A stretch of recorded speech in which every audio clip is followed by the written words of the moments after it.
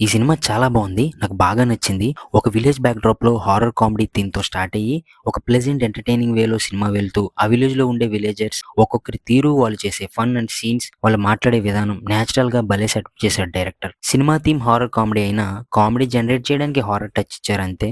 అవేం భయంగానే లేవు. కానీ ఫన్నీ సీన్స్ బావున్నాయి. First half okay. అలా అలా బోర్ కొట్టకుండా చక్కగా వెళ్ళిపోద్ది. ఇక సెకండ్ హాఫ్ మాత్రం ఎక్సలెంట్‌గా ఉంది. ఒక హార్డ్ హిట్టింగ్ మెసేజ్ గూడా ఇచ్చారు. అంటే ఒక సింగిల్ వుమెన్ ఒక్కరితే లైఫ్‌ని లీడ్ చేస్తూ, అది కూడా విలేజ్‌లో ఉండే కొంతమంది నెగెటివ్ మెన్‌ని, అలానే వేస్ట్ సొసైటీని ఫేస్ చేస్తూ, ఆమె ఎలా ఇదంతా ఓవర్‌కమ్ చేసింది. సినిమాలో హారర్ కామెడీ థీమ్ అండ్ ఇలా వుమెన్స్ ఫేస్ చేసే ప్రాబ్లమ్స్‌ని రెండింటిని బ్లెండ్ చేసి చూపెట్టిన విధానం హైలైట్‌గా ఉంది. ఇంకా యాక్టర్స్ పెర్ఫార్మన్స్‌కొస్తే 'రాజ్‌బీ శెట్టి' ఇతను one of my favourite actor in Kannada cinema.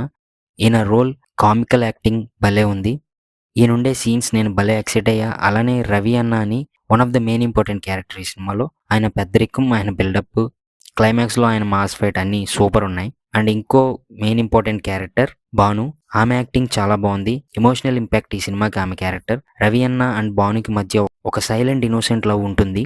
అదొక మంచి ఫీల్. అన్నీ బావున్నాయి. ఈ సినిమా డైరెక్టర్ కూడా ఇందులో ఒక one of the main role చేశాడు. ఆయనకి, భాను క్యారెక్టర్‌కి మధ్య సీన్స్ ఎమోషనల్‌గా ఉంటాయి. ఆమె బాధలు, ఆమె ఫేస్ చేసే స్ట్రగుల్స్ చెప్తది. ఈయన భాను వాళ్ళ అమ్మ ఇతనిలో పొసెస్ అయినట్టు నటించి ఈమెని సేవ్ చేసే సీన్ అది కూడా పీక్స్‌లో చాలా బావుంటుంది. సో, ఇది నా ఒపీనియన్ ఈ సినిమా మీద. సినిమా అయితే బావుంది. మీరు ఆల్రెడీ చూసుంటే మీకేమనిపించిందో కామెంట్ చేయండి. మీకు ఇంట్రెస్ట్ ఉంటే ఈ సినిమా ట్రై చేయండి. వర్త్ ఉంటుంది. Thank you.